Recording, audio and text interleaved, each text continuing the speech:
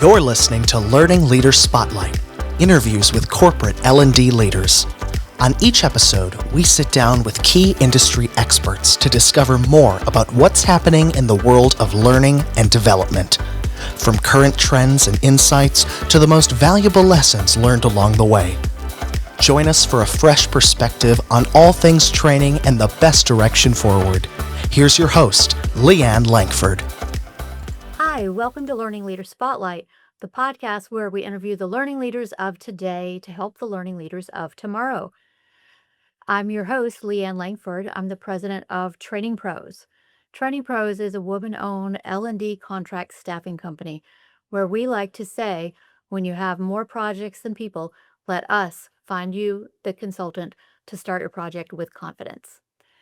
I'm really excited about today's guest. Please join me in welcoming Mary Cooper. She's the Director of Learning and Development at one of my favorite restaurant chains, P.F. Chang's. So welcome, Mary. Thank you so much for having me today. I'm very excited to be here. That's great. We are so excited to hear from you. So let's just start out with you introducing yourself and tell our audience an overview of who you are and what you do. Absolutely. Well, as you said, I am currently the Director of Learning and Development at PF Chang's, much like yourself. Huge fan of dining there, so much so that I turned it into a career. But today we lead all of the learning and development strategy for the company. But I actually started myself in operations many years ago, growing into that learning and development role. And little fun fact about me, prior to working for PF Chang's, I used to be a professional ballet dancer. So learning, teaching, creativity, thinking outside of the box has always been near and dear to me. Oh, that is so interesting. Professional ballet, that's one of those careers that's kind of limited by age, I think. It sure is. Yeah. And the starving artist is not just a saying. And so PF Chang's used to be my night job. That when age became a factor within dancing, it became my day job. And lo and behold, here we are, career a few years later. Never do it differently. Don't look back. I love it. And coming up through operations in the company before coming to L&D, in my opinion, I think that that can make you even more effective in L&D because you really understand what it is that the business is trying to accomplish. I completely agree. I know in the day and age that we face currently, where business is first and foremost, and being able to speak the language of the business is critical for us as L&D leaders. We want to be seen as a profit center and not a cost center, and being able to speak that language of here's how this will help. This is how this will drive sales or minimize costs, incredibly effective. And not for nothing, but it gives you some street cred too with the people you're attempting to influence, the learners in the field, and that they recognize you were there one day. You did what they're doing. You know the challenges that they face, and being able to create tools to help them do their job better is also very rewarding. I absolutely love that. And of course, you did a nice segue. One of the things that we do here at Training Pros is all of our relationship managers are either past consultants or past clients of ours because Mm. they speak your language. Right, you go. It gives them a little more street cred. What is it about learning and development that attracted you? I mean, you left operations to come to it. What made that happen? Throughout my entire life, I've always really gravitated toward being able to help others. I was a tutor when I was still a student. When I was dancing, I would teach ballet classes to younger students. And even when I started my career in operations, as soon as training, being a trainer was an opportunity, I stepped in. There was something just so very gratifying about helping someone else. And especially now, the way that I see it, I had my days on the stage, I've taken my bows, I've gotten my flowers. And now I get to help create that for other people. And that to me is what learning and development is all about. You hear that every generation makes life easier for the one that comes after them. That rings so true. And that, just because I faced a struggle doesn't mean that I can't help this next generation of learners overcome that more easily. But in all honesty, what made me take this final step into learning and development, I was a general manager running a location.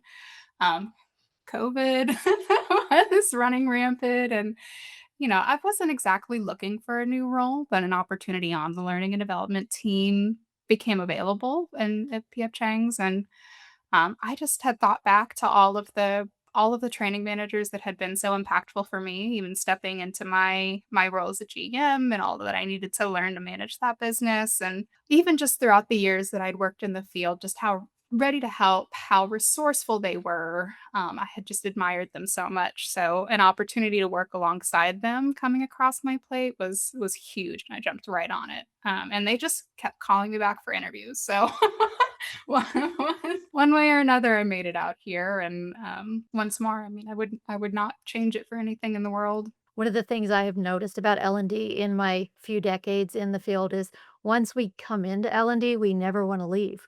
Oh, absolutely not, yeah, I would never. It's too exciting. It's rewarding, it's creative, it's different every day, there's so many good things about it for us. So, you've been here a few years in L&D, what are the most impactful changes you've seen in the last few years? Oh boy. Well, I feel like we can't talk about change without talking a little bit about artificial intelligence. That to me, I think, has made the biggest impact. Now we could talk until our faces were blue about the different impacts that it has made, but what I think it has challenged us to do more than anything is just to adapt. Prior to AI, I mean, technology moved quickly, but it has never moved at this pace. So it's really challenged us to even just think about how we deliver training itself. Printed books are becoming obsolete. And even for the learners that still love to use them, you can't update them quickly enough to keep them current. And even from a digital perspective, the timeline from inception to completion of even a course has shortened so incredibly. And then we live in a fast world where learners learn at such a fast pace too. They're so used to these little bits of information and we've had to adapt quite a bit to meet that demand. There's not an attention span for these lengthy courses like there used to be, and we need to meet the learners where they are in that respect, that you need something fast at here, I've delivered it quickly, you review it quickly, and then here's a touch point a little bit further on down the road to reinforce that learning. That was a lot. There's definitely been a lot of changes for sure, and yes, adaptability, again, I've been in the industry for decades, and it is moving so rapidly now that I feel like if I skip reading from the influencers about the changes in L&D on it for a week, I am out of Mm, touch. mhm. Agreed. When I'm There's so many constantly terms. trying a new tool or figuring out, Yeah. "Well, how does this work? What does this mean?" There's an acronym I need to go look up now. Exactly. Like, "Okay, they said this, I don't know what that means, now I gotta go research that term," and that me it's all new every day. Mhm. Um, so that with all those changes happening, where do you see us going? I mean, it's hard to say in the next 5 years, but in the next year or 2, what do you see Mm. is the big change how will we be different? This is where I think we need to be a little realistic with ourselves. I think a lot of us are feeling the purse strings tighten quite a bit, and a lot of us are fighting a really steep uphill battle of proving the worth of L&D. Because again, we're seen as a cost center, not as something that's driving the business. And so I think we're at this pivotal moment where either we are turning the corner and we're being seen as sales drivers or, business functions. And that's coming from us advocating for the services we provide and advocating for the impact that we're making. But I really think that in the next year or two, we learning and development is going to prove itself to be a business driver, as opposed to being a purely people function. It's up to us today with whether or not we're going to make that turn. I love what you said there about business impact. I do think that that's one of the keys for every learning department now is to be able to show impact on the business, not just we're doing all these great things that everybody likes. It's business impact. How are we moving the needle on sales or profits or close rates or whatever it happens to be, Mhm. sales, Yeah. Yeah, In whatever my metrics are retail important. days, Just upsells, it's like yeah, you don't exactly. just sell the big thing, you also all the tiny things that can go with it, sell those too. Mhm. Exactly. Well, and yeah, being able to advocate for yourselves and yeah, when G&A cuts are being made, when budgets are being evaluated, when you can say my returns are tenfold or a hundredfold on the investment you're making into my team, that just makes you so much more resilient when those evaluations are made. So, like really speaking the language of the business and becoming a true business partner is where we're headed. I love it. That's, great advice for everybody out there in L&D. Let's shift gears now. Who has been your most influential professional mentor? I love this question.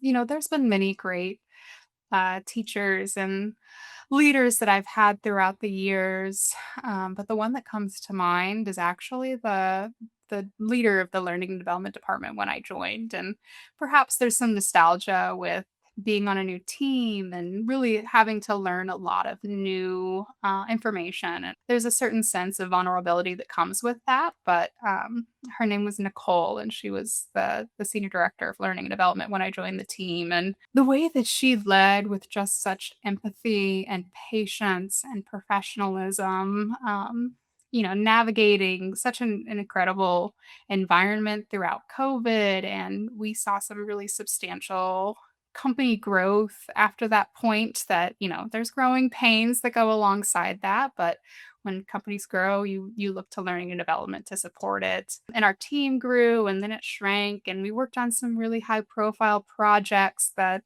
put a lot of visibility on our team. And I just always really admired the way that she navigated all of those stressors, which with such just patience and empathy, being persistent. And she was truly an advocate for our team when talking to upper leadership, but the way that she also led our team and balanced the work life struggles that we faced. That's something I always admired and something I try to emulate in my current role. I love that story. My first training manager for my very first job, she was Mhm. most influential in my career too. I wonder if it has to do with being the first one. Something nostalgic, yeah. I don't know. Long since retired because I that was back in early 90s. So, Mm. um, let's shift gears again. And you've kind of tapped on some skills that we have to have now, but what do you think is the most important skill in the workplace right now? Yeah, I mean, we mentioned it already, but I think that adaptability is so key. The world we're living in is changing by the day, by the minute, by the hour, and resilience and adaptability, being willing to change and learn and flex and start heading one direction and turn another without blinking an eye, especially in leadership roles where your team's looking to you for how to react in these situations that show of adaptability and resiliency when we're working long hours and a lot of projects that you may start and finish or never finish and then or start and change completely and the frustration that may come alongside that, but none of it's personal. I think that's what we need to remind ourselves day to day is just because the world has changed does not mean that it was a personal effect on you. Not It's not you were doing a poor job or you had a bad idea. It's that the world changed around you and you need to change with it. So that resiliency and adaptability I think is key. A lot of good points in there. So, yeah, resiliency and adaptability just in the face of massive change that, I mean, seriously, by the time we're done recording this, AI will have changed our jobs again. Yeah, probably. It's that fast. I can remember being back in corporate America, though, and one of the things you were talking about was, how you have some kind of personal ownership of things that you're creating, and you do have to let that go. I remember when I switched over to consulting, I consulted for about 10 years. I had no personal ownership on the stuff. I had no part in saying what we're gonna do. I just took what they said they wanted and, like, blew it out and proposed it and, gave it to them. But if we got halfway through and they said, we're gonna change our competency model now, and so everything you just did needs to be thrown out," I'll be Right. like, Yeah. "Okay." Because I wasn't an employee, and I was like, "No problem. I'm not gonna own it when it's done anyway." So, but that's harder to do when you have the job because there's, like, an ownership that comes innately with being the person in the company building it. Alright, let's switch gears again, and this is one that is so important now with all the change going on. What's your favorite source for industry news and information? Ooh, great question. And again, just like we've adapted through so many changes in the world, the way that I've adapted learning about innovation and strategy and the L&D space has changed plenty throughout the years. I love a good book. I subscribe to TD, and I get their magazines and I read them every time they come in. And there's always great information in those kind of traditional channels that everyone reads. But a space that I've gotten into recently that I've really enjoyed, I've been to the ATD conference, but recently I've made it to a few smaller format conferences. So the first one that I went to was Concero, and they actually had one just 15 minutes from where I live out here in Arizona. So perfect opportunity to pop by and see what it was all about. But it was the social learning aspect that I really appreciated. That it was 70 or 80 of us in a room. It was so much more like discussion oriented, where it wasn't a seminar with someone telling us about how this is the way to do things. It was, here's how I'm facing this problem. You could ask questions and you could have dialogue with the presenters and even with the audience between each other. And I really appreciated that small format because you made connections with other leaders at that event as well that continued on beyond the conference itself. And so I found that networking at these smaller format conferences, whether or not I had a bunch of takeaways from the conference itself, but the ability to connect with those leaders and continue those conversations afterwards has been invaluable. With once more just the uniqueness of the situations we're in right now, that I'm stuck and I need a partner to throw ideas off of right now. So I don't feel like I'm going crazy here spiraling about this challenge I'm facing. So I know social learning is such a key in L&D, but truly it has become a pillar in the how rapidly we need to learn and change.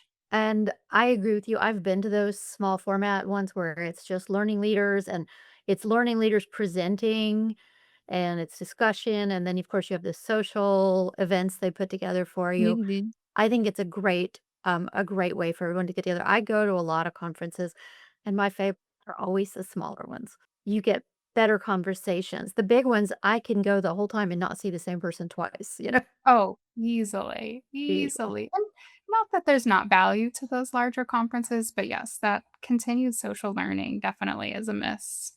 Mhm. Absolutely. Well, thank you for that. Last question, and this is the one you always have to have a heads up on ahead of time. Because we all have so many books. What's one book that you would recommend to anyone wanting to be a learning leader? Yeah, I would absolutely recommend. It's called The Power of Moments: Why Certain Experiences Have Extraordinary Impact. And it's by Chip and Dan Health. And really what it highlights is the the turning points and people's perceptions about, adversity or learnings, or, just so many key moments within our lives, and especially where L&D is called upon to be so influential without really having direct leadership over the end users of our learning. This book gave me a lot of aha moments around ways that I could have the learner kind of trip over the point, in the way that we're creating learning. So they realize that they need to be a part of this as an active participant and not someone I'm dragging along for the learning ride. I love that. So that's something that not only a leader could have so they could make sure that they're giving these moments to their employees or people they're developing, Mhm. but also a designer could learn a lot from it in terms of how to make those impactful moments happen in the learning event. Mhm. I love Yeah, that. and on a grand scale too when you're, delivering to the masses. Yes. I can think of so many moments in my life that were that moment of, "Oh, you know what? I really need to this is a big deal, this thing that's happening." And you always hope that you're giving the same kind of moments to someone else, but you don't know. Yes, agreed. Well, gosh, Mary, it has been a lovely conversation today. You've given us a lot of good information.